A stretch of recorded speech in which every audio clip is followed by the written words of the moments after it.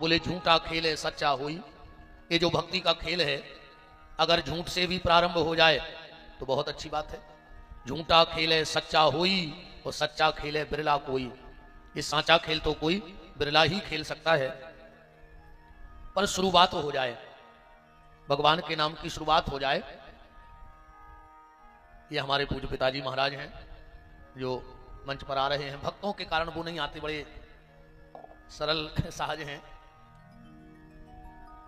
2 minute को आ जाओ, फिर आप चाहे नीचे बैठ जाना।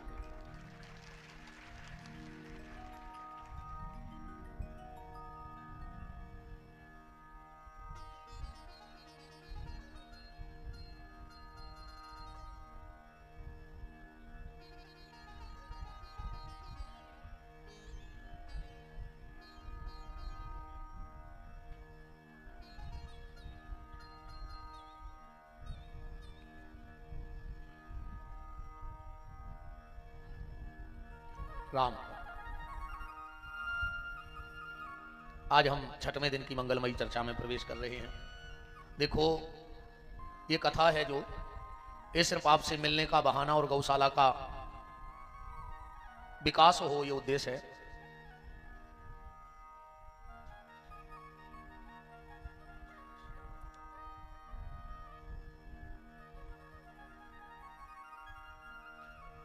जाया भज्जा हमारी डुकर गया।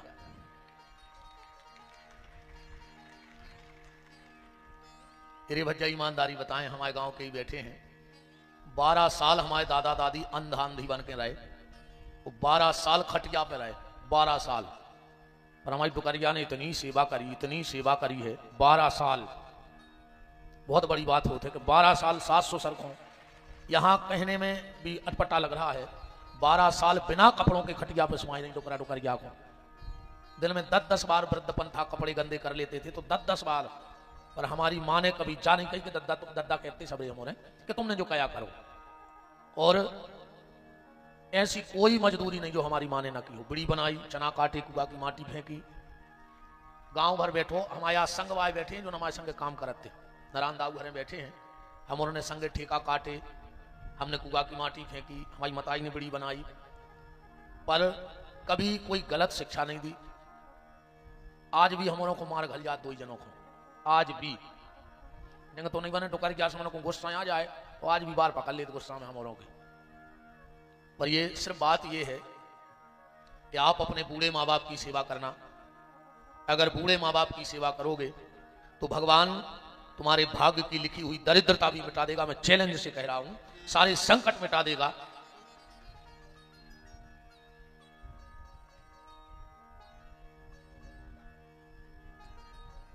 जा तपस्या रे बच्चा जाया। हम 2 ही भाइयों को बैठा रहे हैं डुकरिया हमारी।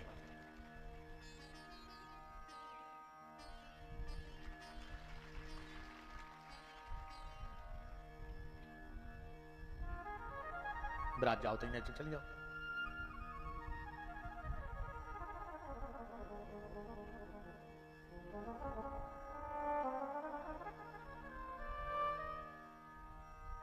हम आवाज बड़ो सौभाग्य है, हमारी माँ भी बैठी और हमारा मामा भी बैठो है। खड़ी तो हो जाता ना। ये हमारे मामा जी हैं, इतना ही बैठा देते।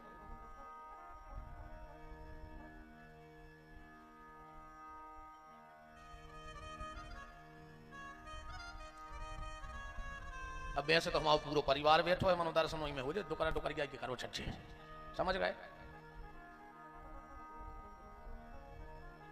संसार में 4 जगह से दुख आता है, ध्यान से सुनना। और इन चारों जगह का दुख, 4 ही रास्ते हैं संसार में दुख के आने के। कितने रास्ते हैं? 4। और पूज्य राजघाट वाले महाराज जी बैठे हैं। 4 ही रास्ते हैं परमात्मा तक जाने के। महाराज जी, 4 रास्ते दुख के हैं और 4 रास्ते सुख के हैं। सुख माने परमात्मा। भगवान तक पहुंचने के 4 रास्ते, नाम, रूप, लीला और धाम। नाम में प्रीति हो जाए परमात्मा मिल जाए, भगवान के रूप में प्रीति हो जाए, या भगवान की लीला में प्रीति हो जाए, कथा श्रवण में प्रीति हो जाए, या फिर भगवान के धाम में प्रीति हो जाए, तीर्थवास मिल जाए, ब्रजवास मिल जाए, श्री अवध का वास मिल जाए, नर्मदा के तट का वास मिल जाए।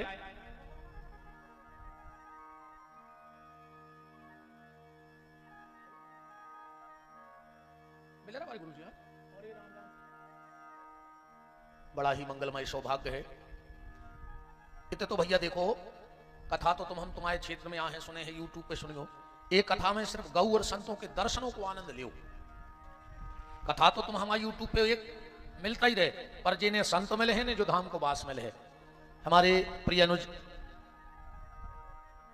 हमारा हृदय नवीन भैया के पूज्य गुरुदेव भगवान, जिनसे वो मंत्र गुरु हैं, और हमारे हृदय में भी उनका उतना ही सम्मान है।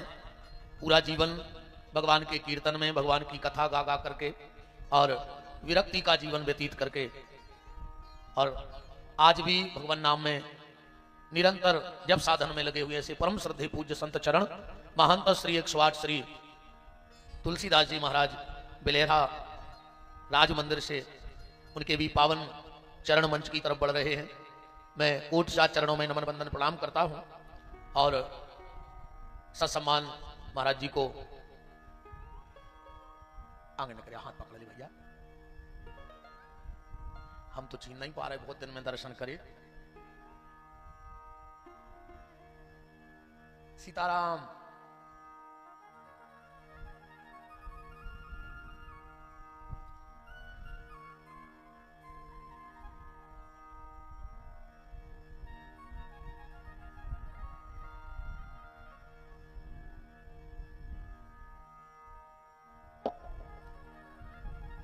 इस कथा में सिर्फ एक ही चीज विशेष है, संत दर्शन। मैंने अभी कुंभ के समय एक बात कही थी। कुंभ गंगा मैया 12 महीने वही गंगा मैया है, 12 महीने वही गंगा मैया है। आप कभी चले जाओ, अगर गंगा में अमृत की बूंदें मिली हैं तो वो तो 12 महीने मिली हैं। ऐसा तो है नहीं कि माघ का महीना हटना हो और गंगा में से अमृत निकाल लिया जाता हो। ऐसी कोई मशीन तो बनी नहीं कि 11 महीने गंगा के जल में अमृत न रहे। तो फिर हम लोग क्यों कुंभ में जाते हैं? मेरा मानना है कुंभ में हम गंगा मैया के दर्शन को नहीं जाते, कुंभ में जाते हैं हम संतों के दर्शन करने के लिए, क्योंकि जो संत कभी नहीं निकलते वो कुंभ में निकल के आते हैं, इसलिए गंगा का महत्व बढ़ जाता है। एक बात और कहें, संसार को पवित्र करने का काम है गंगा का। संसार को पवित्र करने का ठेका किसने लिया? गंगा ने। विष्णु पुराण में आया है, गंगा गंगेत यो भ्रूयात योजना नाम सतैरपि मुंचते सर्व पापेभ्या विष्णु लोकम स गच्छति। अगर 100 योजन दूर से भी गंगा मैया का नाम ले लिया जाए तो विष्णु लोक की प्राप्ति हो जाती है। तो गंगा संसार को पवित्र करने का ठेका लेके बैठी है, पर गंगा को पवित्र कौन करता है? बोले गंगा को पवित्र करता है सती और संत, पतिव्रता नारी, और इन संतों के चरणों का स्पर्श गंगा को पवित्र कर देता है। श्री भक्तमाल जी में कथा आई है, जो हरिद्वार में ऋषिकेश के थोड़े से ऊपर गए होंगे दर्शन करने, लगभग 15 से 20-25 फुट ऊपर से गंगा जी गिरती हैं।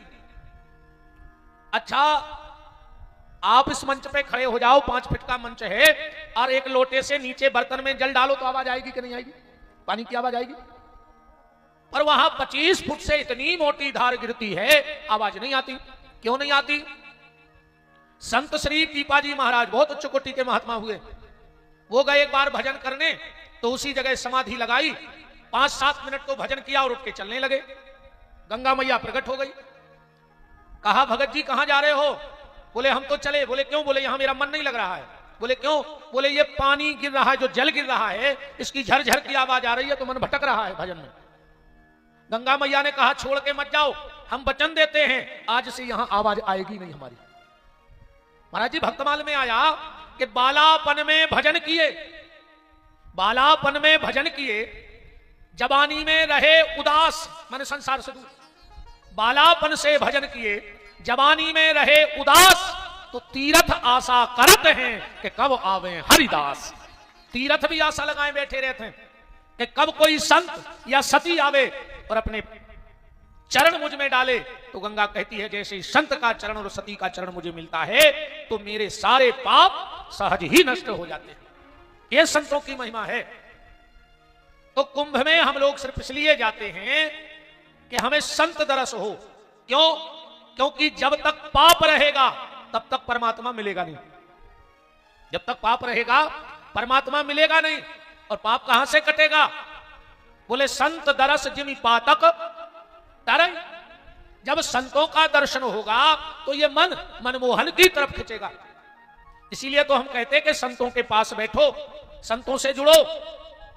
अगर मोहन से नहीं जुड़ सकते तो मत जुड़ो, तुम मोहन के प्यारों से जुड़ जाओ। डायरेक्ट मोहन से तो जुड़ नहीं पाओगे। और फिर एक बात और गहराई से समझ लो, आत्मा और परमात्मा इनके बीच में महात्मा का होना बहुत जरूरी है। हाँ महाराज जी, आत्मा और परमात्मा के बीच में महात्मा का होना बहुत जरूरी है। अगर किसी सत्कर्म के कारण तुम्हें परमात्मा की प्राप्ति हो जाए, पर अगर बीच में कोई महात्मा नहीं है तो समय उस सत्कर्म का फल जैसे ही नष्ट होगा और परमात्मा तुम्हें छोड़ के चला जाएगा। अब इसका उदाहरण देखो आप। अयोध्या में दशरथ जैसी आत्मा जिसने भगवान से मौत मांगी कि फनी बिन मनी और जल बिन मीना मम जीवन प्रभु तुम्हें अधीना, मौत मांगी। और साक्षात श्री राम परमात्मा है वहां। दोनों कुछ दिन रहे और एक दिन अलग हो गए। क्यों? क्योंकि उस दिन अयोध्या में भरत जैसा महात्मा नहीं था। और अगर उस दिन अयोध्या में भरत जैसा महात्मा होता तो क्या आत्मा और परमात्मा कभी अलग हो सकते थे? क्या राम दशरथ अलग हो जाते? क्या कैकेयी की चाल चली जाती? इसलिए मोहन से ना जुड़ पाओ तो मोहन के प्यारों से जुड़ जाओ। देखो सीधी सीधी बात जाओ, ये संत महापुरुष भगवान से जुड़े हैं। अच्छा कोनो करंट लग जाए, वो डोरी पकड़े हुए और तुम अगर वो खो पकड़ ले, डोरी बिल्कुल न पकड़ियो। पर जे खो करंट लगो है, जो डोरी पकड़े हैं तुम वो खो पकड़ ले तो करंट लगे है कि नहीं लगे? लग जे कि नहीं लग जे? भली अपन ने डोरी नहीं पकड़ी तो बिल्कुल भगवान ने मिले चिंता नहीं करियो। भगवान से सिर्फ एक ही कहो कि तुम मिलो चाहे बिल्कुल न मिलियो, पर तुम अपने प्यारों से मिलाते रहियो। धीरे धीरे झटका तुम्हें भी घलन लगे, झटके घलेंगे, ये गारंटी है। तो बात चल रही थी कि 4 रास्ते परमात्मा तक पहुंचने के और 4 रास्ते दुख के। 4 जगह से दुख आता है और 4 रास्तों से ईश्वर तक पहुंचा जा सकता है। पर आज की विडंबना यह है, जो नाम जापक हैं वो कहते हैं नाम ही सब कुछ है। जो धाम के वासी हैं वो कहते धाम ही में सब कुछ है। जो कथा के रसिक हैं वो कहते कथा के अलावा सब झूठा है। जो रूप के चिंतक हैं, जो चिंतन करते हैं, वो कहते नहीं ध्यान में ही सब कुछ है। पर ये बात क्यों भूल जाते हैं लोग कि नाम भी उसका है, धाम भी उसका है, कथा भी उसकी है और चिंतन भी तो उसी का है। फिर ये भेद क्यों है? ना नाम में भेद है, ना रूप में, ना लीला में, ना धाम में। पर विडंबना यह हो गई है, कहानी से समझना आज की जो स्थिति बन के रह गई है। एक गांव में हाथी आया। अब पूरा गांव था अंधा, तो अंधों को पता लगा कि आज अपने गांव से हाथी निकल रहा है। एक ने कहा यार हमको तो हाथी देखना है, तो दूसरे ने कहा अंधा ही रहे, जब आंखें ही नहीं आ। वो बोलो जा भी सही यार, हाथी देख भी कैसे अपन तो समझ रहा है। तुम एक दिमाग वालों हो तो बोलो सुनो, अपन हाथी देख नहीं सकत पर हाथी को छू तो सकत है। हाथी को छू तो सकते हैं।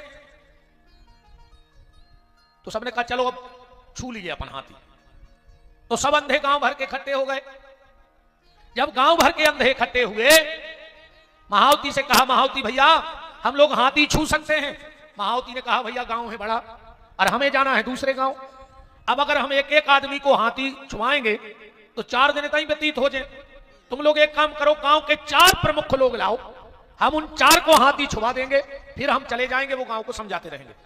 तो उन हजारों अंधों में से 4 अंधे आगे आ गए। 4 ने हाथी छुआ, हाथी चला गया। हाथी चला गया। अब पूरा गांव इकट्ठा हुआ, बोले बताओ हाथी कैसा था? तो जो 4 लाल बुजक्कड़ अंधे थे, एक ने कहा हाथी था सूपे जैसा, बिल्कुल चाहे सूपा देख लो चाहे हाथी, क्योंकि उसने हाथी का कान पकड़ा था। तो दूसरे ने कहा तुम अंधे के अंधे हो, हाथी था खंबे जैसा, क्योंकि उसने पांव पकड़ा था।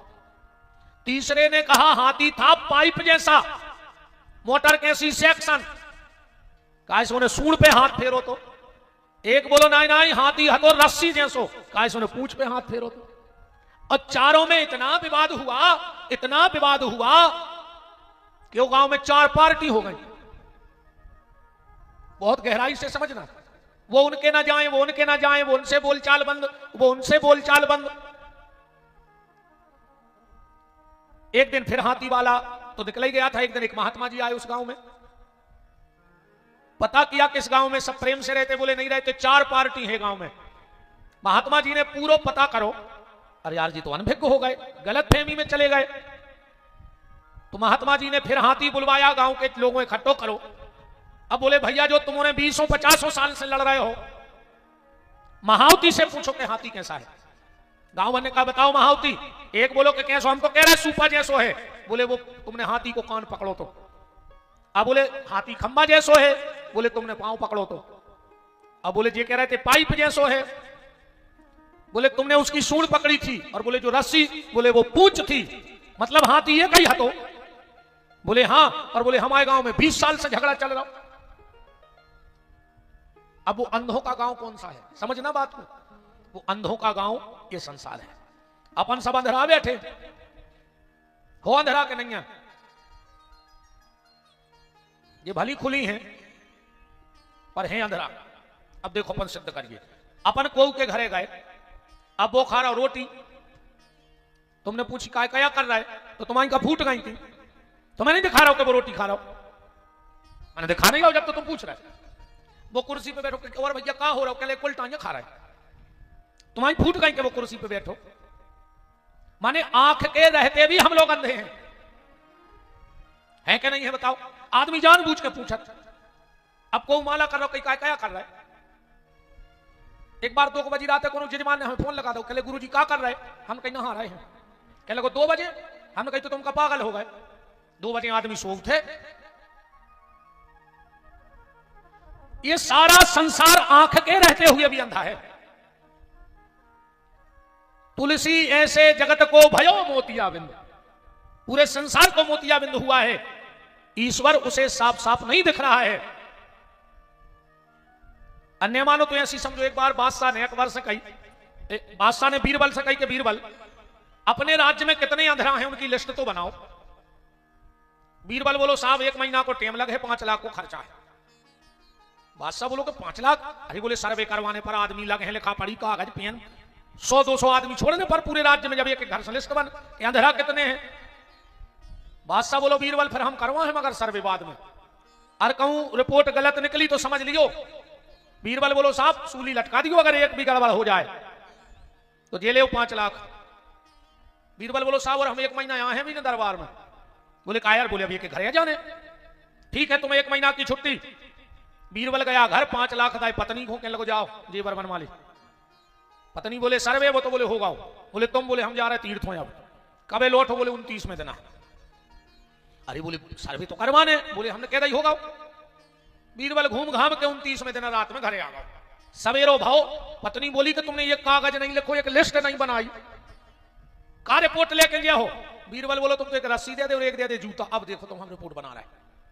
उन्हें जूता में बांधी रस्सी और चढ़ गओ घर के ऊपर।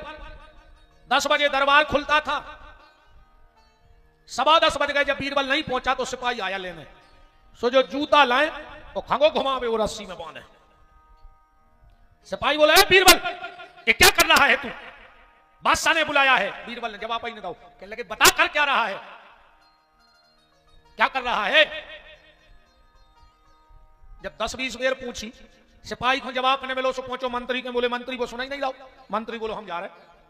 मंत्री गया, क्यों रे बीरबल क्या कर रहा है, वो तो जूता चन्ना में लगो। मोही ने बोले, मंत्री बोला कि तुझे बादशाह ने बहुत सिर चढ़ा रखा है, अब बादशाह जाने हो तुम जानो। गुस्सा में मंत्री कहो बादशाह से बोलो तुमने इतना सिर चढ़ा ला को, वो सीधे बात नहीं कर रहा हो। बादशाह बोले तो हम ही जा रहे। बादशाह गया, ए बीरबल आज 30 दिन हो गए तू दरबार में क्यों नहीं आए, क्या कर रहा है। अब वो तो जूता चन्ना में लगो घुमावे। 10-20 बेर बादशाह ने कही बिल्कुल इतना चढ़ गया कि अब पैसे ना पहुंचा रहे थे गड़वा दे तुमको जिंदा। बादशाह जाके कुर्सी पे बैठो और बीरबल पीछे से दरबार में आओ। साहब तन्नक देर लग गई घरे। बादशाह बोले कि लिस्ट कहां है? बीरबल बोलो जा है, पढ़ो। बोले पूरे छांट लाए? बोले हाँ छांट लाए। हमारी सुर्खी नगर पंचायत के अध्यक्ष प्रतिनिधि और गौशाला के लिए दिन रात समर्पित श्री सरमन सिंह जी उमरारी उपस्थित हैं, उनका खूब खूब मान है। बोलो वृंदावन बिहारी लाल की। बीरबल ने वो लिस्ट दे दी, पढ़ो बादशाह नगर में कितने अंधा हैं। जब बादशाह ने लिस्ट पढ़ी तो सबसे ऊपर लिखो तो बादशाह, नीचे लिखो तो मंत्री और वो के नीचे सिपाही। बीरबल बोलो साहब पूरे राज्य में 3 अंधेरा हैं। बादशाह बोलो अंधेरा? हम लोग कैसे अंधे हुए? बीरबल बोलो तुम्हारी का फूट गई थी जब हम जूता में रस्सी बांधे घुमा रहे थे, तुम पूछ रहे थे क्या कर रहे थे, मैंने दिखा रहा हूं तो कि हम जूता घुमा रहे। भाई देख कर अनजान बनना। अब अभी तक खोल ले रे भैया, ना वही अंधों के शहर में तुम्हारी गिनती हो रही है, अभी तक खोल ले आंखें। अच्छा एक बात बताओ, गैया बछिया जन्म लेत कितनी देर में आंखें खुल जाती? कितनी देर में आंखें खुलत दुबे जी? तुरंत। कुतिया के जब पिल्ला होते हैं कितने दिन में आंखें खुलत? बताओ वकील साहब। 4-5 दिन में। बिलज्जा के जब चिनुआ होते हैं कितने दिन में आंखें खुलत? 8 दिन में। तेरे बछेरों की तुरंत खुल गई, कुत्तों की 4 दिना में खुल गई, चिनुओं की 8 दिना में खुल गई, अपनी अवेनो नहीं खुल रही रे। आदमी की जाके तो बंद है नहीं जा। आदमी की जैसे कि तैसे ही मुची हैं, वो आज भी नहीं दिखा रहा हो कि अपनो अच्छो और खराब का है। आज भी आदमी अपना अच्छा बुरा नहीं समझ रहा है। हम लोगों की आदत गाड़रों जैसी हो गई। अगर एक गाड़र गड्ढा में गिर जाए तो एक के बाद एक के बाद एक के बाद सब में गिर जाए। ऐसा ही अपन प्रहलाद जी कह रहे महाराज जी भागवत में हिरण्याकश्यपु से, ग्रह अंधकूपम, पिताजी ये संसार अंधकूप है, ये संसार अंधकूप है। कूप में और अंधकूप में अंतर होता है। कुआ कहावत है जो बीच गांव में हुए, और अंधकूप कहावत है जो जंगल में हुए। इनमें अंतर का है? अगर गांव के कुआ में कोनो गिर जाए और वो चिल्ले है तो 2-5 लोगों को बचा ले, ऐसे तो बचती रहते, आदमों को आबो जाबो है। और अगर जंगल के कुआ में कोनो गिर जाए और उते महीनों से कोई जात नहीं है, वो तो चिल्लियात मर जाते होते। तो ये संसार अंधकूप है। क्या है संसार? अंधकूप। अपनी जिंदगी आटो तेल नमक के चक्कर में लगी रही और वही चक्कर में बाल बच्चों को फंसा के अपन आगे निकल गए, उसी कुएं में पटक करके।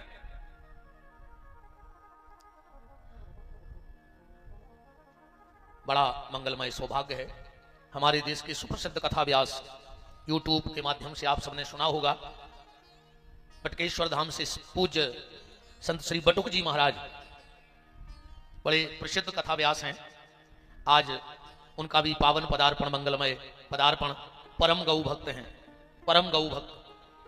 जोरदार तालियां ऐसे गौ भक्त के लिए। सांवरे सरकार गोपीठ में आपका बहुत बहुत मान यह दास करता है कि आपने एक छोटे से आग्रह को और छोटी सी जगह पे पधारने का जो मेरा आग्रह था उसे स्वीकार किया। परम श्रद्धेय पूज्य बटुक जी महाराज, आप लोग YouTube पे सुने हो ना सुने हो तो एक बार जरूर सुनिएगा। वाणी में वो रस,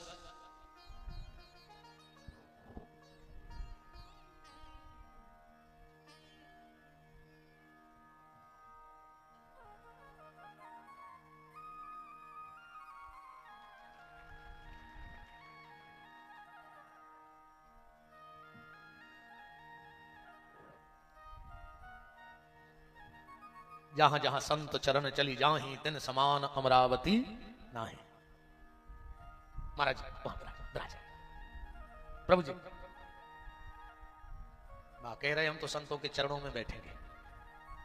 जी जी ब्राज ब्राज ब्राज जी जी ब्राज।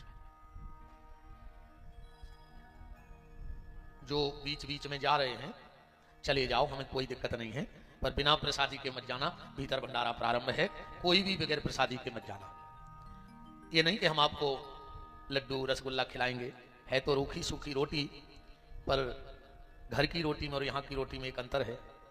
अंतर इतना है, घर में रोटी है, मंदिर में प्रसाद है, पर यहाँ का महाप्रसाद है, क्योंकि यहाँ गैया मैया की कृपा है। हाँ, महाप्रसादी है। और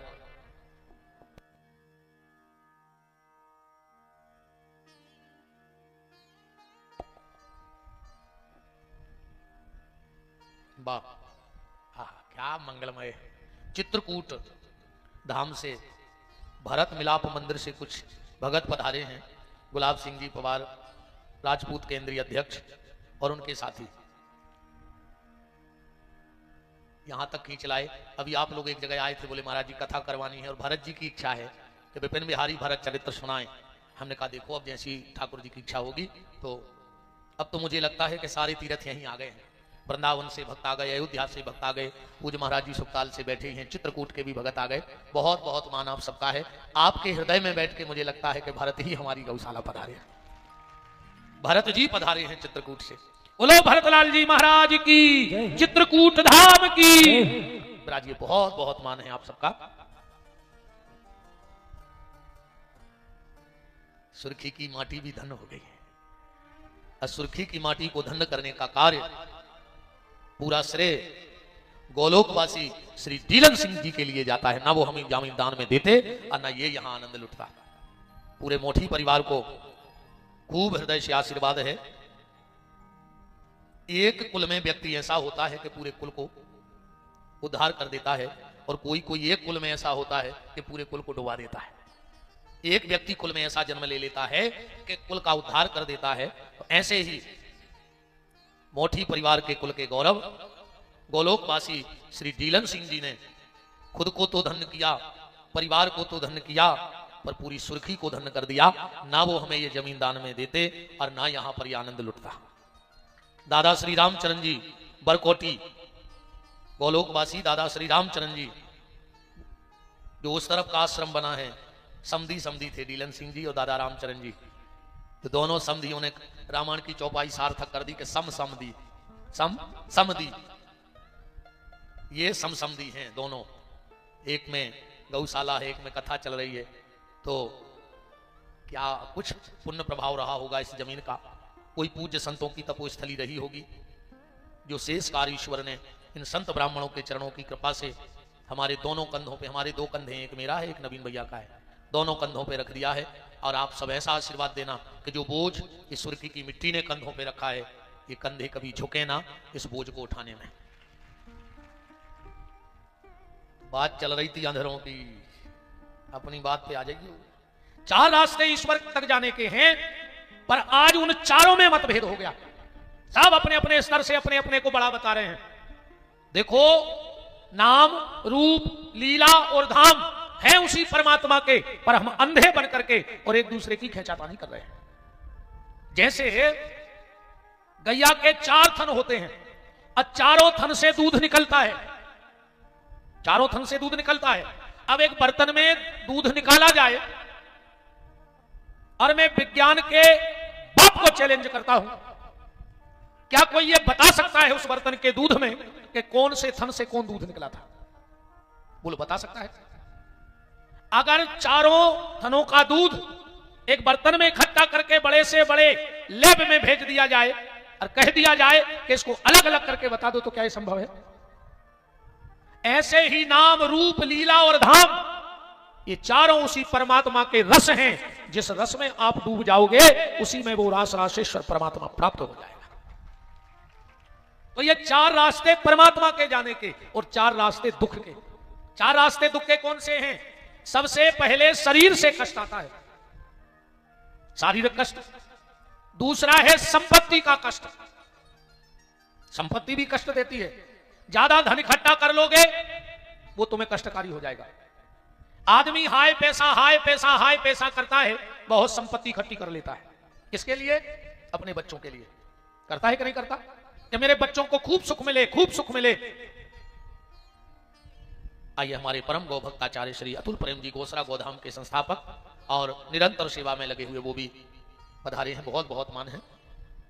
राजीव प्रभु जी, हम लोग सारे जीवन संपत्ति कमाते हैं, औलाद सुखी रहे, औलाद सुखी रहे, और तुम तो बेईमानी का धन इकट्ठा करते करते, बेईमानी का धन इकट्ठा करते करते मर गए। और जिस औलाद के लिए तुमने संपत्ति इकट्ठी की थी, आज वही औलाद एक दूसरे का मुंह नहीं देख रही उस संपत्ति के लिए। भाई भाई में बैर है, क्यों? सिर्फ संपत्ति का झगड़ा है। कई परिवारों में अगर विवाद की कोई जड़ है तो वो संपत्ति है। ऐसी संपत्ति किस काम की? इससे अच्छा तो भगवान नमक रोटी दे, पर भाई भाई को बैठ के खाने का मौका दे दे। आज के बाद कोशिश करना कि राम का दिया तो तुम्हारे जेब में हो, राम का दिया तुम्हारे जेब में हो, पर हराम का कमाया तुम्हारे घर में ना हो, क्योंकि अगर हराम का होगा तो तुम्हारी औलाद एक दूसरे की दुश्मन बन जाएगी। इसलिए संपत्ति राम की दी हो, हराम की दी ना हो। हराम की संपत्ति, आदमी शुगर के डर से मीठा खाना बंद कर देता है, बीपी के डर से नमक का खाना बंद कर देता है, पर भगवान के डर से हराम का खाना बंद नहीं करता है। अगर शुगर के डर से मीठा बंद कर दिया है, बीपी के डर से नमक बंद कर दिया है, तो भगवान के डर से हराम का खाना भी बंद कर दो। सुख संपत्ति में नहीं है, पर अगर संपत्ति में सुख होता तो बड़े बड़े जो दिव्य महापुरुष हो चुके हैं, ये राजपाट को ठोकर मार के ये भगवा ओढ़ के माला न पकड़ते, अगर सुख संपत्ति में होता तो। बड़े बड़े राजकुमार, आप पढ़िएगा, इतिहास को पढ़िएगा, भक्तमाल को पढ़िएगा, बड़े बड़े राजा महाराजे, अरे मनु जैसे, जिनके यहां कोई कमी नहीं थी। क्या कमी थी? हो ये न विषय विराग, भवन बसत भा चौथपन, हृदय बहुत दुख लाग, जन्म गयो हरि भजन में। तो संपत्ति ऐसी मत कमाओ कि तुम्हारी औलाद एक दूसरे का चेहरा न देखे। आज भाई भाई का चेहरा नहीं देख रहा है, भैया भैया की शक्ल नहीं देखो चाहे रहो।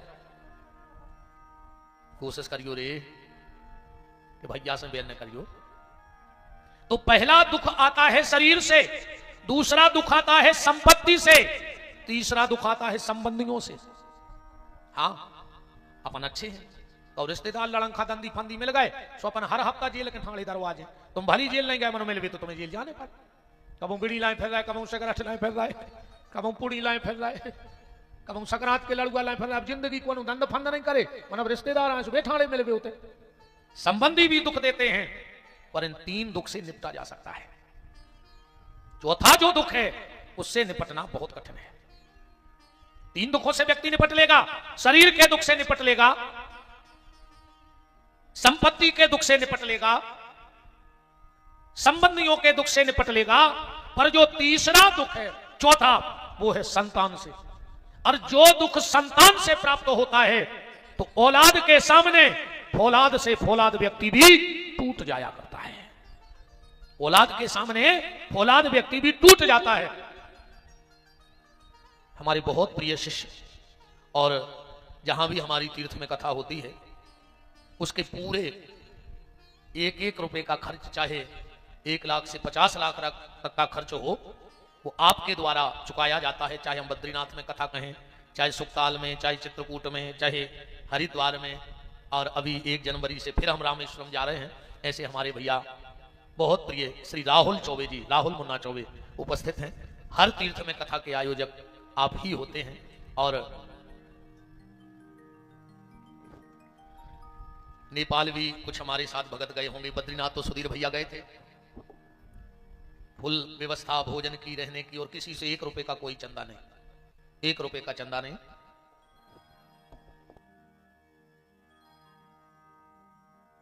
अब नंजारी भैया खिसका भी लगा, हमें खुद दिखा रहा हूं, क्या करें हम? ईमानदारी बताएं भैया, हमें तो तुम्हारे सब जानते ही, हम है पागला। अरे हम सोच न रहे थे कि इतनी भीड़ हो जाए। ईमानदारी है जो भैया तो मुझे डांट रहा हो, तो कह रहा तेरे भैया वो लगवा ले पंडाल। हमने कहीं कहूँ जुआई ने भरो, हमने कहीं कहूँ जुआई ने भरो, तो क्या हुई है राम विराज। हम सही बताएं, हमने सोच ही नहीं थी रे भैया के इतने जने आ जाए हैं। अब अगली बार हम डबल पंडाल लगवा है, क्या करें? देखो भैया, हमें हमारी औकात पता है कि इतने आदमी जुड़ रहे थे हमारे लाने, पर तुम्हारे आए भैया हम सबको जे दे दद्दा। हमें तो बात नहीं करते, एक एक जनवा हम कौन कौन से बातें हैं बताओ।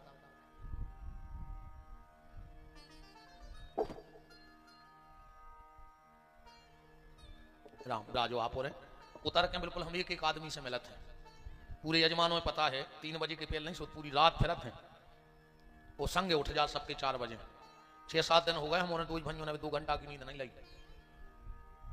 एक आदमी से मनते नहीं मिल सका। भैया क्षमा करियो, सब जने को नाराज बताओ तो कहां से मिल पाई एक जने से मंच में उतार रहे सो तो फिर हम तुम आए तुम हम आए।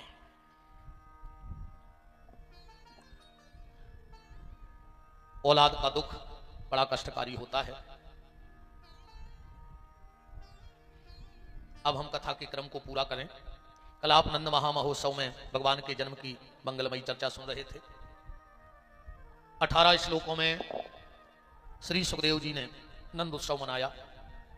नंदस्तम आत्मज उत्पन्ने जाता अलहादो महामन आहूय विप्रवेद ज्ञान स्नाता सुचिलंकृता। और विराम कहां कर रहे हैं?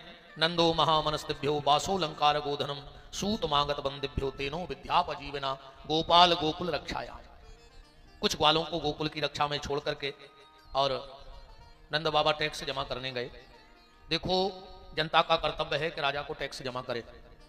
ये जनता का कर्तव्य है टैक्स जमा करे। सरकार के पास पैसा तो टैक्स के माध्यम से पहुंचता है, पर शासन का भी कर्तव्य है। 3 चीजों पे शासन को विशेष ध्यान देना चाहिए।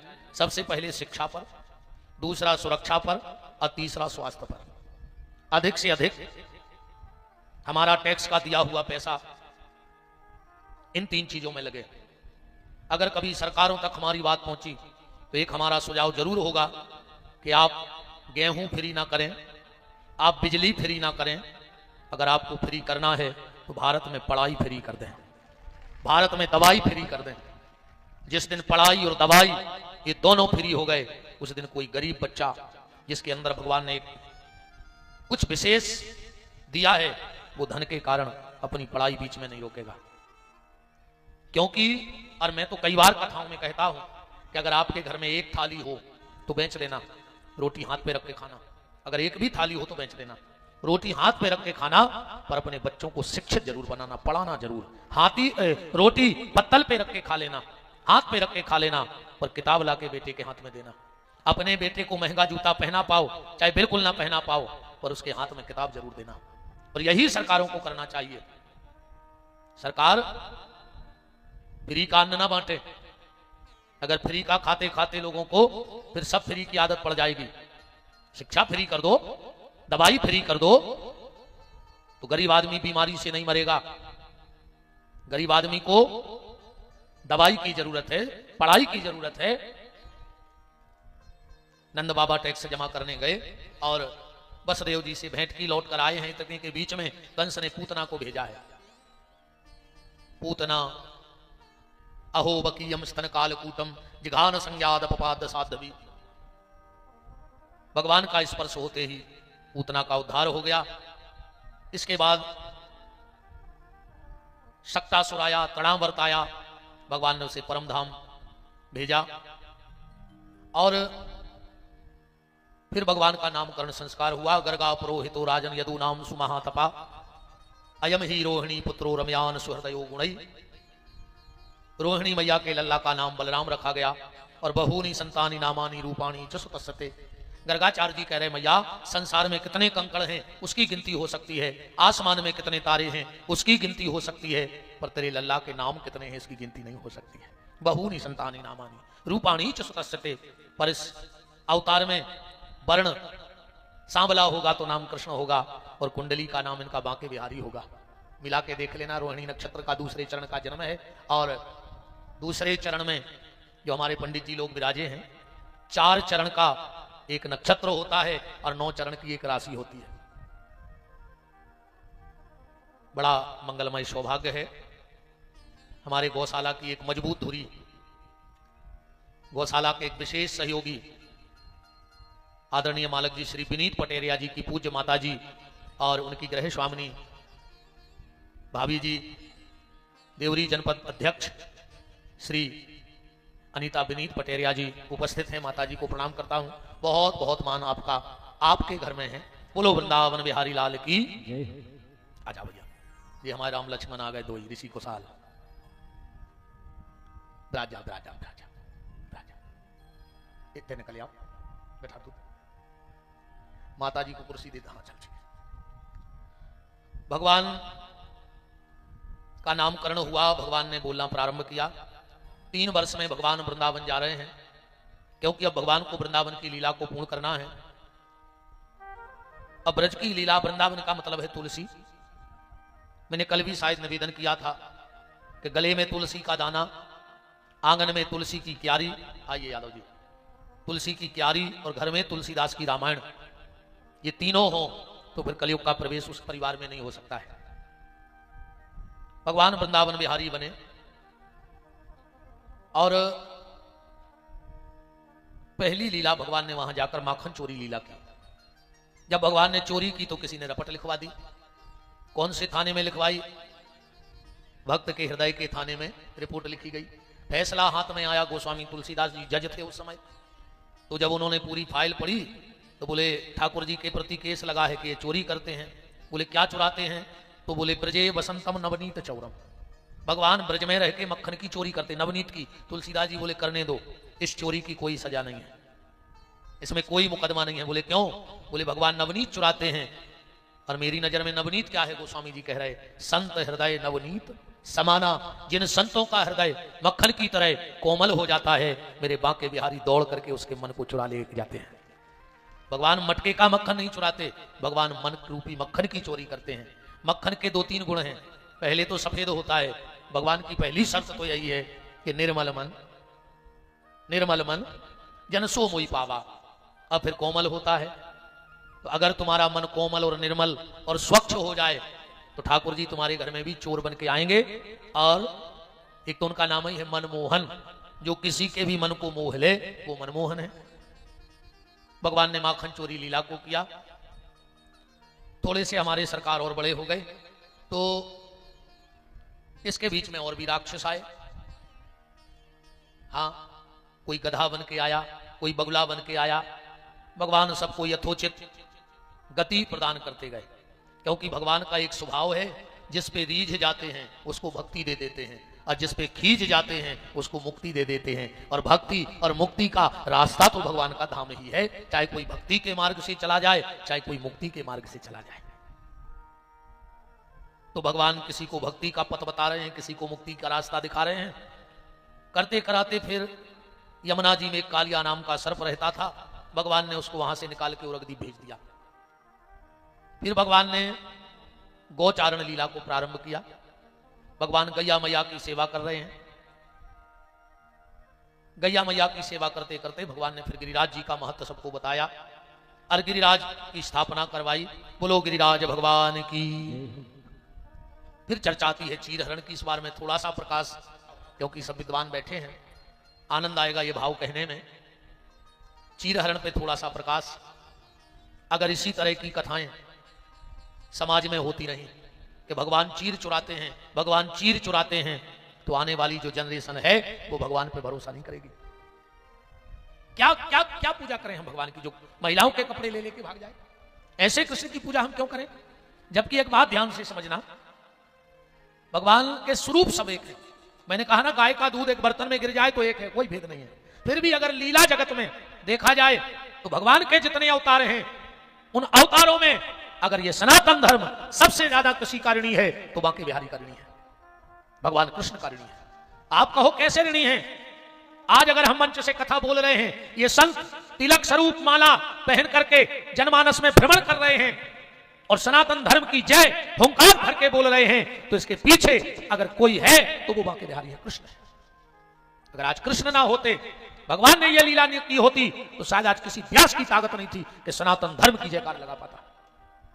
एक बात बताना आप लोग, जिस वक्त दुर्योधन ने दुशासन को आदेश दिया कि दुशासन जा और उस द्रौपदी को नग्न करके मेरी जंघा पर बिठा दे, और अगर उस दिन दुशासन अपने कार्य में सफल हो गया होता तो क्या हम सनातन धर्मी किसी को मुंह बताने के लायक बचते? उस दिन भगवान कृष्ण ने खाली द्रौपदी का चीर नहीं बढ़ाया था, उस दिन भगवान कृष्ण ने हर सनातन धर्मी की नाक ऊंची कर दी थी, सबका मान बढ़ा दिया था। सारी तो एक बहाना था, पर हम सबका मान बढ़ा दिया। आज भी कहते हैं, बड़ा मंगलमय सौभाग्य है, टिकिटोरिया समिति से सभी पदाधिकारी और रैली से आदरणीय श्री अवध मालक जी और उनकी पूरी टीम उपस्थित है।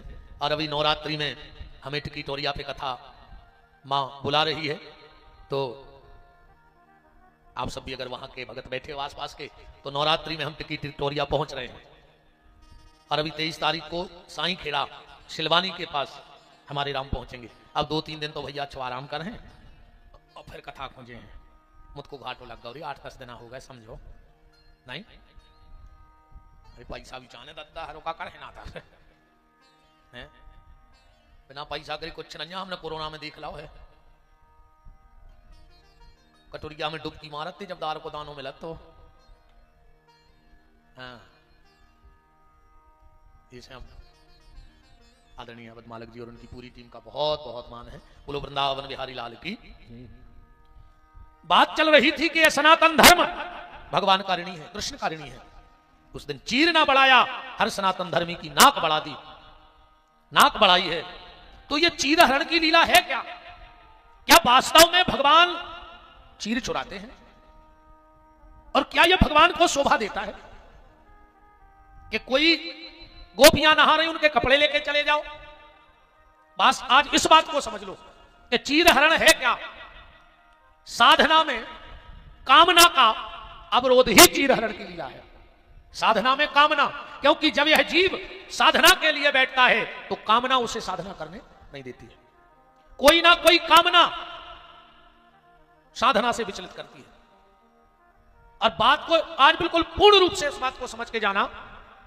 और एक और निवेदन आपसे करूं, एक और निवेदन आपसे करूं, कभी भी अगर भगवान की कोई लीला तुम्हें समझ में न आए, कोई कथा, कोई चौपाई, कोई श्लोक, कोई संतों का सिद्धांत अगर तुम्हें समझ में न आए तो उसका अर्थ का अनर्थ मत कर देना। क्योंकि कई बार हम लोग अर्थ का अनर्थ कर बैठते हैं। भगवान की कोई लीला गलत नहीं है, किसी पुराण में गलत नहीं लिखा है। अभी एक चौपाई पे बड़ा विवाद हुआ था, आप सब बैठे हैं, कथा व्यास हैं। ढोल गमार सूत्र पशुनारी सकल ताड़ना ये अधिकारी। तो वो कोई नेताजी थे, नाम तो हम भूल गए, वो याद हो तो बोल देते। और ज्यादा ऐसे आदमियों के नाम याद रखने की जरूरत भी नहीं अपन। ऐसे लोगों को भूले जाओ चाहिए, समाज को भुला दो चाहिए। ऐसे लोगों को जो धर्म का विरोध करे उसे भुला दो। जब तुम भुला दोगे वो अपने आप तिल मिला के बिन पानी की मछली जैसा मिट जाएगा। सूत्र का शब्द किसी जाति वाचक शब्द नहीं गोस्वामी जी ने लिखा है। खाली एक चौपाई पढ़ के उसका अर्थ करने बैठ गए। अरे एक चौपाई को समझने के लिए चारों वेदों को निचोड़ना पड़ेगा, तब कहीं जाके उसका सार निकलेगा। अब मान के चलो तुम सागर से बाहर नहीं गए, अब बंबई दिल्ली की बात करो। सूत्र का मतलब है, सूत्र शब्द कहां आया? ज्योतिष में वर्ण, सूत्र वर्ण होता है। तो कई बार ब्राह्मण की कुंडली में भी सूत्र वर्ण होता है। होता है कि नहीं होता? क्षत्रिय की कुंडली में भी सूत्र वर्ण होता है। सूत्र कोई जाति नहीं है, सूत्र एक वर्ण है। और वो ब्राह्मण की कुंडली में भी बैठ सकता है, क्षत्रिय की कुंडली में भी, वैश्य की और कनिष्ठ की कुंडली में भी बैठ सकता है। पर अब कुछ लोग ज्ञान खराब हो। हमारा निवेदन जो है कि अर्थ को अनर्थ न करो। अगर तुम्हें कुछ समझ में नहीं आ रहा है तो भगवान से प्रार्थना करो कि प्रभु जीवन में कोई ऐसा संत सदगुरु मेरे लिए भेज दो जो आपकी इस लीला को सही सही हमें समझा सके। उदाहरण, स्कूल में मास्टरों ने पढ़ाया 9 के दुआ 18 होता ही है। अब मास्टर की तो गलती है नहीं है, होते सुने पढ़ाओ। अपन घरे आए, अपन ने गलत उठाई, पीछे में वर्णमाला रहे थे, ओ में भी लिखो, काय मां साहब लिखन मां साहब, ओ में भी लिखो, दो मां साहब बैठे, ओ में भी पीछे लिखो 9 के दूने 18। अब तुमने उठाई स्लेट पेंसिल और तुमने करो जोड़ वो चालू, सुबह ने करे 9 के दूने 17। अब बताओ मास्टर गलत है कि किताब गलत है कि अपनो जोड़ वो गलत है? अपनो जोड़ वो गलत होगा ना। निवेदन, ना तो कोई भगवान की लीला गलत है और ना कहीं कुछ गलत लिखा है, बस हमारा जोड़ना गलत हो जाता है तो अर्थ का अनर्थ। इसलिए कभी भी अर्थ का अनर्थ मत करो। साधना में कामना का अवरोध ही चीरहरण है। गोपियां जब स्नान कर रही थी तो सहज में स्नान करने नहीं गई थी। बटुक जी बैठे हैं, तुल प्रेम जी बैठे हैं, पूज राजघाट वाले महाराज जी बैठे हैं, पूज बलेरा वाले महाराज जी बैठे हैं, चारों बहुत दिव्य व्यास हैं। जब चीरहरण हुआ उस वक्त क्या लिखा है भागवत जी? मैं तो इतना ज्यादा पढ़ा लिखा नहीं हूं, पर इन लोगों से सुन लेता हूं, इनकी सुनी सुनाई बात बोल देता हूं। क्या कर रही थी उस समय गोपियां? पढ़ो कात्यायनी महामाये महायोगन्यधीश्वरी नंद गोप सुतम देवी पति कुरुते नमः, यही लिखा है। क्या कर रही थी गोपियां? जल में खड़े होकर के कात्यायनी माता को भजन कर रही थी और कह रही थी कि वो कृष्ण मुझे पति के रूप में प्राप्त हो जाए। वो साधना कर रही थी, और जब जीव साधना करता है तो कामना परेशान करती है। भगवान गए, थोड़ी देर को कामना को दूर कर दिया। ऐसे समझ में नहीं आए तो ऐसे समझो, एक माता जी हैं, उनको एक लड़का है, भारी ऊधम करत है, वो रोटी बनाने नहीं देती। अब ऐसा तो है नहीं यहाँ कि वो लड़का रोटी नहीं बना दे रहा, सुबह माता जी मार के फेंक दें तो फेंक दें। फिर बाप बहन का करत है कि अपने लड़का को हाथ पकड़ो और बगल बारी के जात कहते जिज्जी तने ये तो राखे रहो, आधा घंटा आ जाए, मेहमान आ रहे और आ जाए जुआती करे हैं, तो आधा घंटा भरे को तुम अपने घर खेलने लगाए रहो, जैसे ही हमारा काम हो जाए हम लुआ जाए। बच्चा को छोड़ के घरे आई, अपनो काम करो, काम होगा तो फिर ले आई। ऐसा ही गोपी भजन की रोटी बना रही, पर कपड़ा रूपी वस्त्र बालक परेशान कर रहे। बार बार मन किनारे पे जा रहा था कि कोई कपड़े ना ले जाए, कोई कपड़े ना ले जाए, मैंने वो बच्चे परेशान कर रहे थे। भगवान रूपी पड़ोसन आई और कछु देर को बाल बच्चे को उठा ले गई। जब उनकी साधना की रोटी बन गई, भगवान ने आकर वापस कर दिया। इतनी सी तो बात है, और उसको हम लोगों ने तूल बना के व्यर्थ की बातें करने लगे। देखो, साधना के पथ पे पहले 3 बाधाएं आएंगी, ध्यान से सुनना। भजन करोगे तो 3 बाधाएं पहली हैं। कौन? सबसे पहले कंचन, धन, लोभ, ये तुम्हें भजन के मार्ग पे नहीं जाने देगा। बड़ा मंगलमय फिर सौभाग्य है आज इस भूमि का, हमारे मध्य में, हमारे ही सागर जिले की माटी में एक दिव्य संत को प्रकट किया, जिन्होंने व्यक्ति का मार्ग धारण करके परमात्मा के पथ पे चलने का दृढ़ निश्चय कर लिया। ऐसे परम श्रद्धे और या से पूज्य संत श्री बलराम दास जी महाराज का पावन पदार्पण इस मंच पर हो रहा है। प्रभु जी पधारें। और साथ में भैया श्री राजकुमार सिंह जी धनोरा, दिलीप मासा वगरिया, देवरी से भैया संदीप जैन बबलू भैया, हमारी जन्मभूमि से बड़े भैया श्री विक्रम सिंह जी, और हमारे छोटे अनुज बहुत अच्छे कथा व्यास आचार्य अवधेश शास्त्री जी, सबका खूब खूब मान भगवान की मंगलमयी इस पावन चर्चा में है।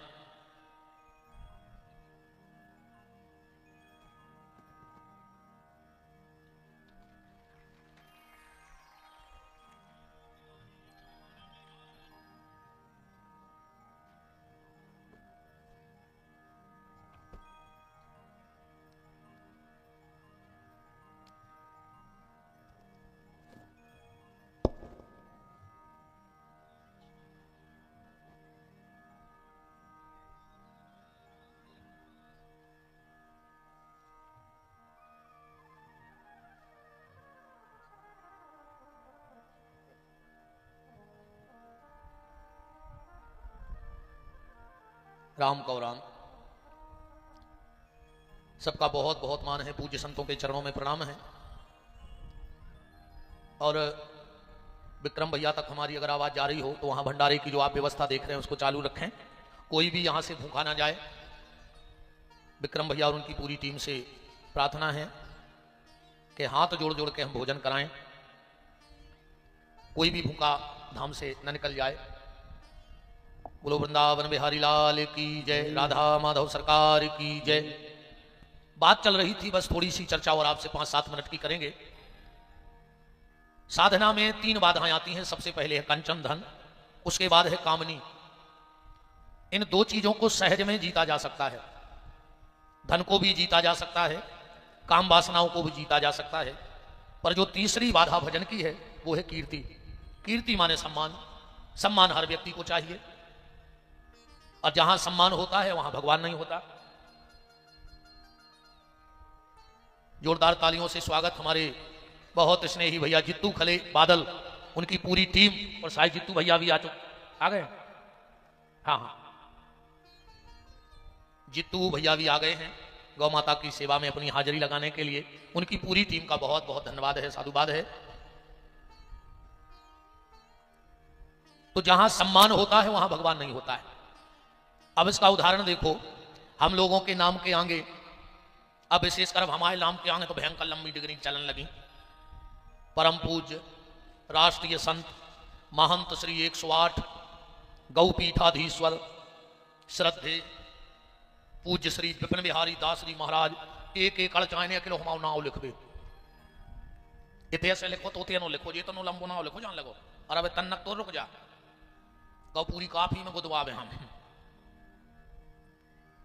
भगवान कहूं नहीं दिखा रहे पर एक भगत ऐसे हैं भगवान के सबने कही पहले श्रीमान लिखियो और उनने कही कहूं तुमने श्रीमान लिखो तो हम बताए हैं तुम्हें बोले काय बोले लिख नहीं हो तो हमारे पीछे मान लिख दे हनुमान और इतने श्रीमान इतने आगे ठोको श्रीमान आज तक नहीं मिल रहा है भगवान और उनके पीछे है मान हनुमान तुम कहूं हनुमान को बैठा दे 10-5 साल में उतरा आगे आके बैठे जे हैं गारंटी जिसने मान को पीछे किया है उसके आगे भगवान बैठ जाते हैं और जिसने मान को आगे किया है उसको भगवान कभी नहीं मिलते।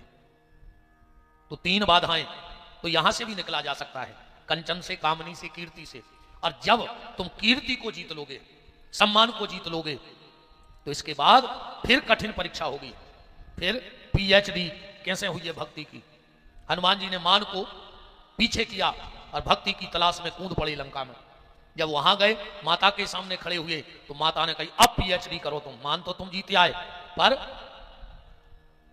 अपने थे कहावत है आप और सब जानत हुई हो हमने कोशिश करी है कि बुंदेलखंड की हर कहावत की तह तक जाएं हर कहावत को पकड़ें कहां से बनी जा पर आज नहीं आज तो ही कहा बाकी हमारी सब कथाओं में कि बंद मुट्ठी लाख की खुल गई तो खाक की कहावत पे भी हमने शोध किया सांची का मुंह से पूरी ढूंढ मारी मैंने जहां से जैसी मिली पर आज तो इतने आओ एक कहावत चलत है बोले का है तुम कथा में नहीं दिखाने अरे महाराज 17 अड़चने हैं 17 आज तक उन्हें जाने कहीं कि 11 अड़चने हैं कि 12 अड़चने हैं ऐसो भी नहीं जाके के लिए सागर जिले में 17 अड़चने आए विदिशा जिले में बैठे पूज्य बटुक जी भी विराज होते भी 17 अड़चने के अरे 17 पेंगट रहे हैं 17 समस्याएं हैं अगर उसे कह दी जाए कि गिनवाओ कि भाई 17 को आए तो वही 1-2 गिनवा पे 17 ने गिनवा पे मनु के है 17 जी कया 17 अड़चने जय आए भक्त और भक्ति के बीच की PhD अगर ये 17 अड़चने पार कर रहे हो तो भक्ति तक पहुंच जाओ।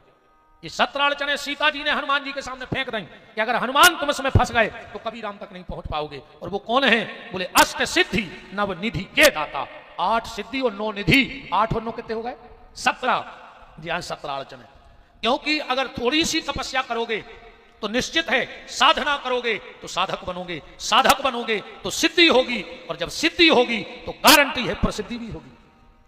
जितनी प्रसिद्धि होती जाएगी जितनी अधिक प्रसिद्धि होती जाएगी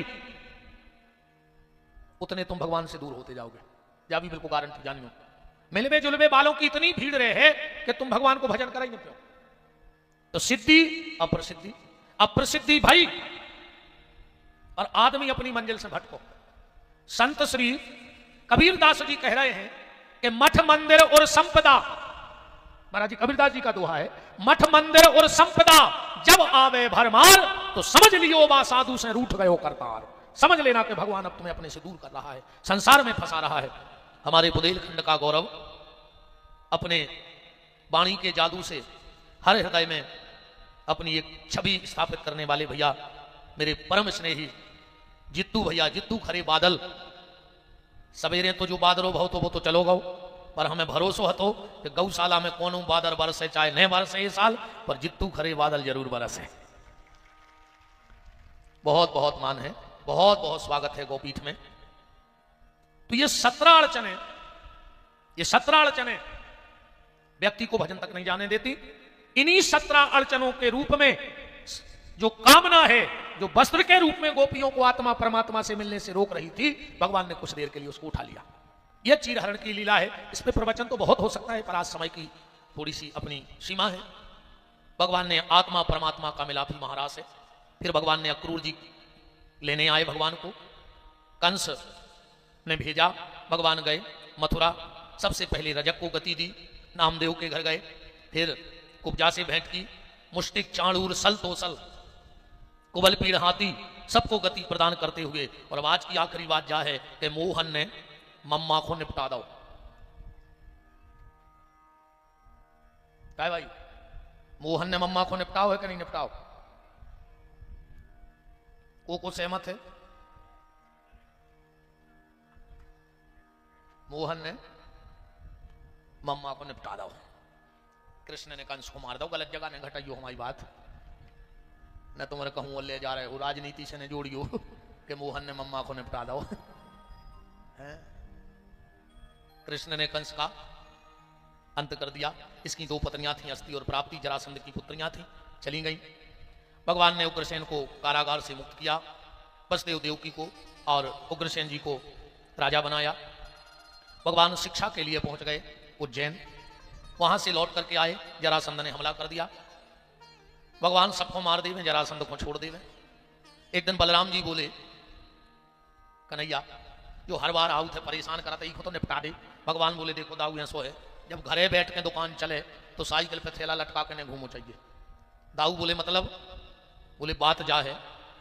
आओ राहुल भैया, हमारे राहुल भैया चौरा उपस्थित हैं, खूब फूमान है, ब्राजिएगा, ब्राजे। भगवान बोले, देखो दाऊ ऐसो है, हमें जरासंध को छोड़ दे, जो अपने पूरे रिश्तेदार कराते खट्टे, सबको लो ले आओ, सबको मरवा दे जो भाग ले। तो अपन को एक राक्षस ढूंढने नहीं पारो, जब घर ही मर भी आ रहा है सबरे, तो अपन का परेशान हुई है। और बात ईमानदारी की जा है, 3 बातें जी खबर रखियो। पंगत करेंगे पहली, कहूं को नहीं तो आवे, चाहे बफर की हो। अब ज्यादा हम बुराई कर नहीं रहे बफर की, नाता तो तुम्हारे छी होने।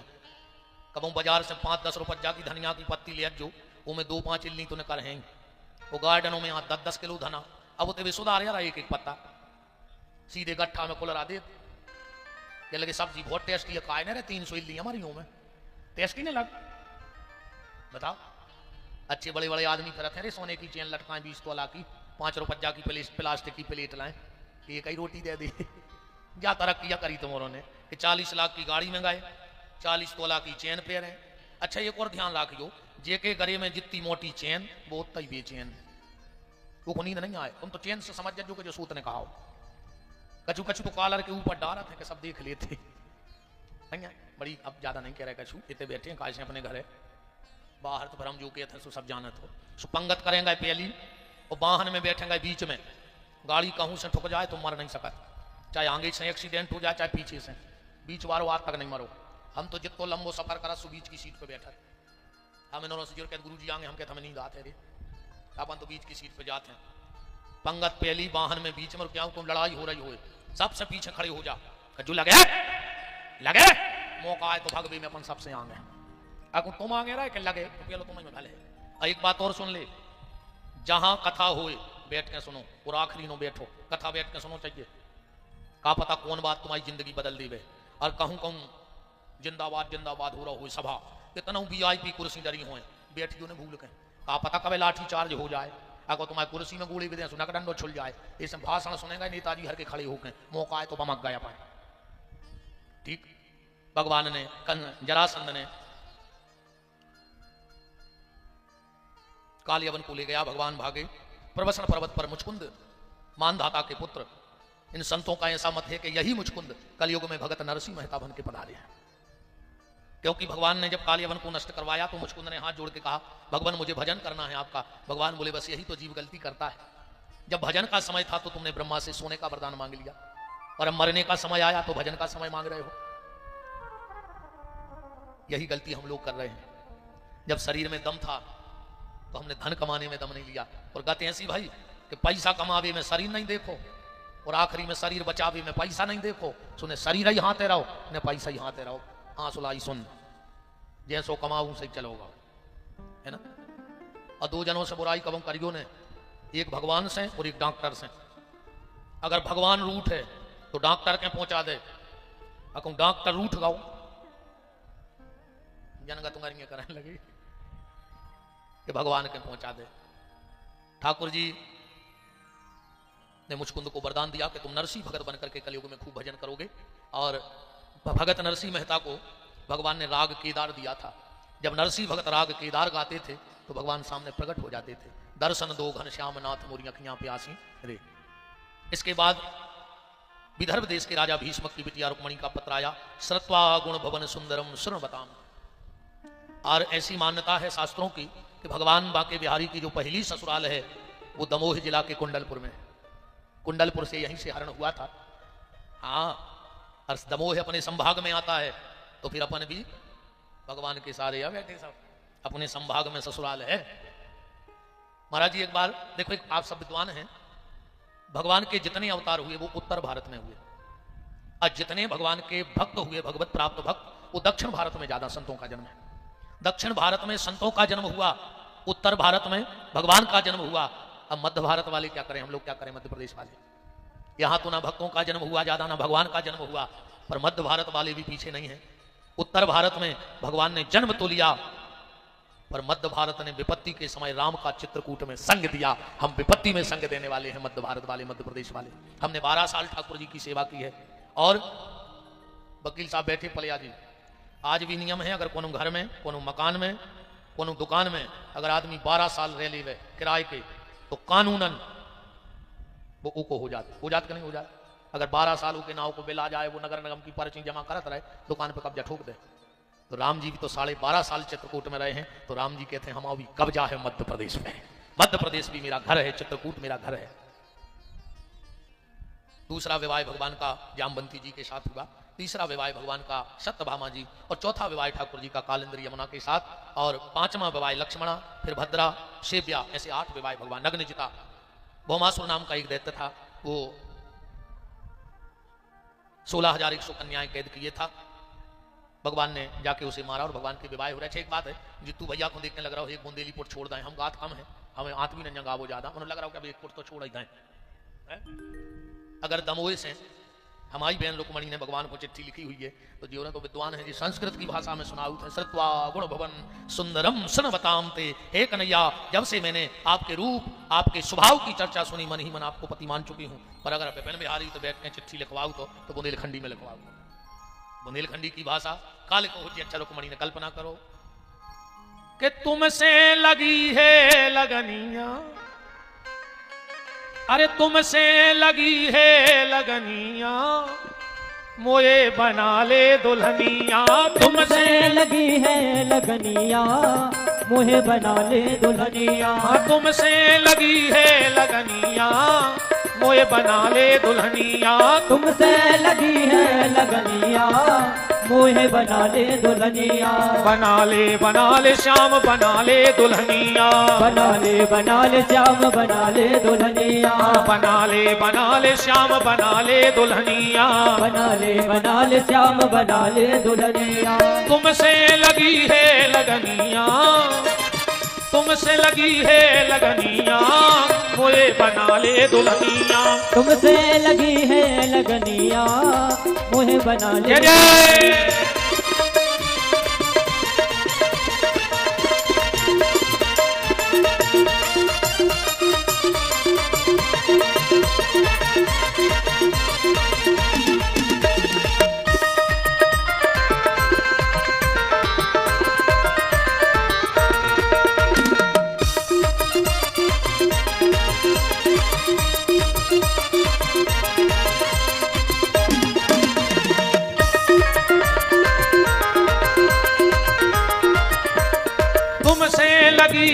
लगनिया, मोए बना ले दुल्हनिया। तुमसे लगी है लगनिया, मोहे बना ले दुल्हनिया। भगवान के विवाह संपन्न हो रहे हैं। आज की चर्चा को विराम की तरफ ले जाएं। मैं नवीन भैया से निवेदन करता हूं मंच पे आ जाएं जहां भी हैं। और आज जिन दानदाताओं ने 2 मिनट के लिए और बैठ जाओ। हमारे सचिव भैया गौर झामर से दुबे जी, पलिया जी वकील साहब, सोनी जी सागर, पीएल यादव जी सागर, सचिव भैया पुरुषोत्तम तिवारी खामखेड़ा, इन्होंने आज 1-1 लाख रुपए की राशि, हमें सच कह रहा है कोई पता नहीं, इन्होंने की महताब सिंह बहिरिया मम्मा, इन्होंने 1-1 लाख रुपए की राशि गौशाला को भवन निर्माण के लिए दी है। मैं आप सबकी राशि मिलाकर जो बिल्डिंग बन रही है इसको ऊपर डबल करवा दूंगा। हम 2 दिन से सोच रहे थे कहां से जुगाड़ बने, मन भगवान बनवा देते। तो आप सबको मैं हृदय से धन्यवाद देता हूं, साधुवाद देता हूं। और जो भी आप दान दे रहे हैं, आप सबको पता है कि आपका 1-1 रुपया इस गौपीठ के निर्माण में, इस गौपीठ के और तरक्की के रास्ते खुलें, गौ माता को और ज्यादा से ज्यादा रहने की जगह रहे। नेचर रख दो, कच में रख दे, नेचर रख दो, जगह से खोली रहे। मैं पीछे रख दूंगी तो बोलते रहे, पीछे रखवा दे भैया, उनसे माइक से बोलते रहियो। बहुत बहुत धन्यवाद है आप सबके। माता पिता के सत्कर्मों को हम लोग तो मर जाएंगे, पर अब आप अपनी पीढ़ी का नाम अमर करके जा रहे हो। जब कभी हमारे नाती पोते यहाँ आएंगे तो कहेंगे कि हमारे बाबा ने, दादा ने, परदादा ने इस गौशाला में एक ऐसा कमरा बनवाया था जिसमें भगत आके रुकते थे, वृद्ध आके रुकेंगे, संत रुकेंगे। रही बात धन की, तो धन वही सार्थक है जो धन हो जाए। ऐसा धन किसी काम का नहीं है जो हम छोड़ करके मर जाएं। एक व्यक्ति ने मुझसे एक बात प्रश्न किया था कि महाराज जी यहाँ से कुछ ले जाने का उपाय है? मैंने कहा मेरे पास तो है कि जिसके पास ना हो वो ना हो। बोले बताओ। हमने कहा यहाँ से ले जाने का एक ही उपाय है, यहाँ पर दे जाना ही यहाँ से ले जाने के बराबर है। जो यहाँ दे के जाता है समझ लेना उतना ही तुम लेके जा रहे हो। हाँ देखो, मुंह से खाओगे कुछ देर में वो भ्रष्टा बन जाएगा, गंदगी। तुम कितनी कीमती चीज खा लो पर उसकी स्थिति तो गंदगी चीज बननी है। मुंह से जो धन का उपयोग करोगे वो गंदी चीज बनेगा, और जो हाथ से अगर उछाल दोगे तो भगवान की बंदगी बन जाएगा। इसमें कोई संशय नहीं है। यहां दे जाना ही यहां से ले जाने के बराबर है। आप सबके सहयोग से हम दोनों भाई दिन रात मिलकर के हम उसी दिन से कह रहे हैं, हम आपका एक अन्न का दाना नहीं खाते। पूरे यजमानों को पता है कि सुबह शाम हमारा टिफिन आता है दोनों भाइयों का।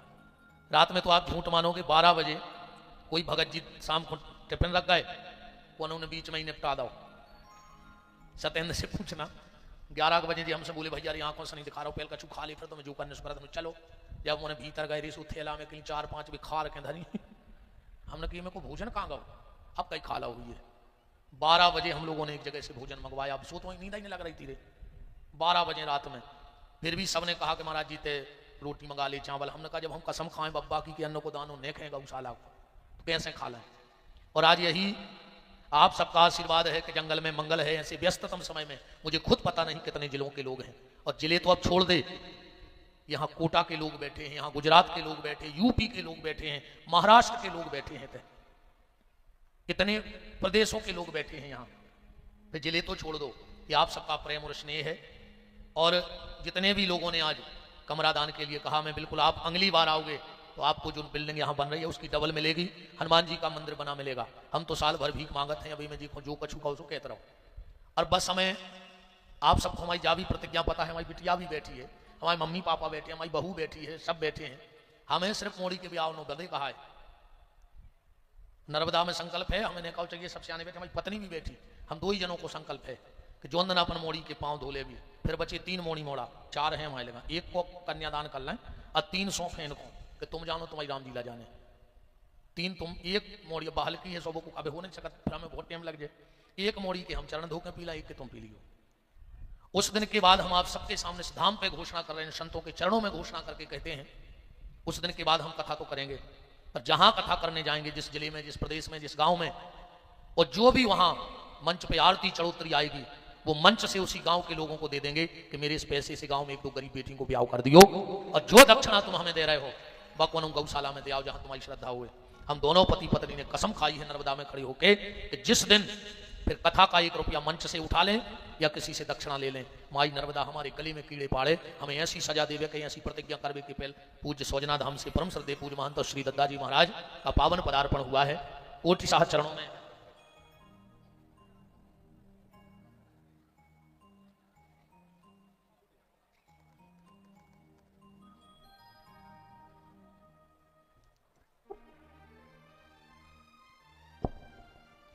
पूज्य दद्दा जी के साथ महंत जी पधारे, महाराज जी उनको भी खूब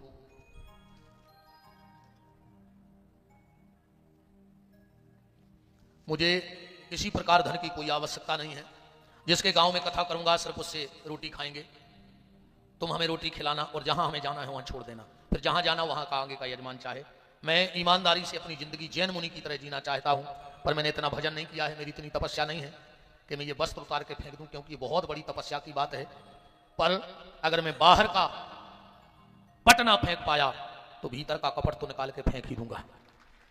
भीतर से जैन मुनि बन के जिंदगी जीना चाहता हूं।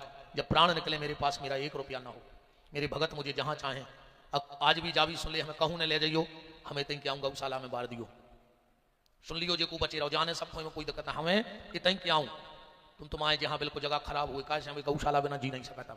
हम आप सबका छूते हैं, मथुरा वृंदावन काशी मथुरा गंगा अमरनाथ सब हम तो गौशाला, हम कहूं नहीं जाने ने, हम कोनो तीरथ की सो के आए जबरदस्ती को के संग भली खींच के चले जाते, हमारी इच्छा नहीं हो कहूं जाएगी, हम तो 2 मिनट मिली हमें सुलत गौशाला चले जाए, क्योंकि हमारे सब कछु तीरथ हमारे गैया मैया के चरणों में है। यहाँ बेटियों का विवाह होने लगा, एक छोटा सा वृद्धाश्रम का निर्माण सदधारा पे पुराने पुल पे करवा रहे हैं, उनमें अभी 8-10 वृद्ध रहते भी हैं, सोच रहे तनक वो बढ़ जाए और जा व्यवस्थित हो जाए। कोशिश तो हमारी जाए कि हम गौशाला को भी ठीक इनको कर दें, ले आए मंगा हम, और भैया तुम जानो हमें तो अपने सिर्फ गरीब मोड़ियों को ब्याह हमारी कथा से हुई और गौशालाएं चलें, बस हमें कुछ इकट्ठो नहीं करने। ऐसे हैं हम दो ही भैया भिखारी हैं, मांगत हैं, हर कथा में मांगत। आदमी कभी तो पागल हो गए, पैसे ही मांगत रहे, हम मांगत हैं, हम पागल हैं, दो ही भैया। और पर जो विश्वास दिला रहे, जो ना तुम तो नवीन की कथा बंद हो जाए चाहे विपिन की, समझ लियो कि दो ही ने गौशाला को 1 रुपया खा लो, सो हनुमान जी की गत कर दी हो, कहूँ को नहीं छोड़ो। जो कथा चल रही है, जो तो हमारों ने गद्दारी ने करी कहा गौशाला से, काय समाज से क्या वो है बब्बा से कि ये अन्न को दानो तुम खा ले में गौशाला के, हमें जो अंदर जरूरत पर कोई भज जाए तुम्हारे घर कि हमें पिसी दे दिया, हमारे घर के मोड़ी मोड़ा भूखी सूर है, मैंने के हैं अपनी, फिर गौशाला को नाव ले लें, और जहां गौशाला को नाव लग जाए है वो तैयार है। मैं सभी जो आज, हाँ हमारे सुधीर भैया, इन्होंने भी अपने पूज्य पिताजी की पुण्य स्मृति में 1 लाख रुपए की राशि, उसी में हम पूरे 5 6 मानों की राशि इकट्ठी करके, और हमारी इच्छा तो जाहे कि तुम उन्हें इकट्ठो कर ले और तुम्हारी ऊपर को बनवा ले, हम बिल्कुल फ्री रहे में। हनुमान जी के मंदिर का निर्माण अगली साल आपको मिलेगा। आप जहां जहां से भी पधारे हैं, हमारा रोम रोम आपका ऋणी है। आप लोगों ने मुझे अपना मान के दोनों भाइयों को वो गौरव प्रदान किया है, वो गौरव प्रदान किया है कि शायद मेरी 7 पीढ़ी आप लोगों का कर्ज न चुका पाए। इतना प्रेम स्नेह मिला है। लोग हमसे पूछते हैं तुमने क्या कमाया है, हमने कहा हमने धन नहीं कमाया है, पर अगर विपिन बिहारी नवीन बिहारी की कमाई देखने हुए तो गौशाला आ जा, जहाँ माटी को आदमी नहीं मिल रहा हो, यहाँ सब काम लगो है चेत को, इतने जगह नहीं मिल रही, हमने जो कमावा है, हमारी कमाई जाए बैठी है, जा है हमारी कमाई के पूरी गौशाला में जगह नहीं है कहूँ तो जय कमाई गौ माता हम पे कृपा करें, अगली बार फिर जन्म मिले, यहाँ सौभज्जा मिले, ऐसे ही गौशाला मिले, और हम उन्हें दो फिर कौन धाम बनाए। इन्हीं मंगल शुभकामनाओं के साथ आज की वाणी को विराम। आगे की शेष चर्चा नवीन बिहारी जी, और समय फिर हमें सबको जितू भैया को सुनना है। 2 शब्द में नवीन भैया से निवेदन करूंगा, बटुक जी से भी निवेदन करें कि 2 आशीर्वाद और 2 शब्द पूज्य राधा रमन दास जी महाराज के श्रीमुख से संतों का आशीर्वाद मिल जाए तो हम लोग धन्य हो जाएं। जगह मत छोड़ना, हमारी वाणी में और इन संतों की वाणी में बहुत फर्क है। हाँ, मैं कहता कागज की लेखी, मैंने जो पढ़ा है वो बोल देता हूं, पर संत कहें आंखन की देखी। ये आत्मचिंतन की बात, अनुभव की बात करते हैं। पढ़ाई लिखाई अलग विषय है, और फिर हम बरोबर पढ़ो तो उन्होंने करे थे एक हाथ उठा दी को हम बरो पढ़ो। दिलीप माँ साहब बैठे हैं, उनको पता है, रवि बच जाए तो पूरा ही पता है कि हम कितने पढ़े। हम 8वीं में 3 साल फेल हैं, बताओ को भावित तो हमने 1 क्लास 3 बार पढ़ी है, मैंने हम ज़्यादा जानत खत्म हो रहे। बताओ महाराज जी को ये किताब 3 बेर पढ़े वो होशियार के 1 साल पढ़ो जो वो होशियार, हमने 3 बेर पढ़ी एक किताब, हम ज़्यादा जानत है तो पढ़े लिखे तो अपन भवत है, पास ही नहीं हो पाए थे, क्या करें नहीं भाई तो ठीक है मनो भैया। बोलिए शाबरे सरकार की, गौ पीठ की, आवाज बढ़ाओ थोड़ी। बंजारन महारानी की, बड़ा ही अत्यंत हर्ष और सौभाग्य का विषय है आज। 9वां वर्ष सावरे सरकार गोपीठ परिवार के लिए और 5म वर्ष महामहोत्सव वर्षगांठ इस समय गोपीठ परिवार मना रहा है, जिसमें आप सबकी उपस्थिति, स्नेह प्रेम सम्मिलित हो रहा है और गोपीठ परिवार का मान आप सबकी उपस्थिति से बढ़ रहा है। मैं हृदय से धन्यवाद साधुवाद करता हूँ इस धर्म यज्ञ में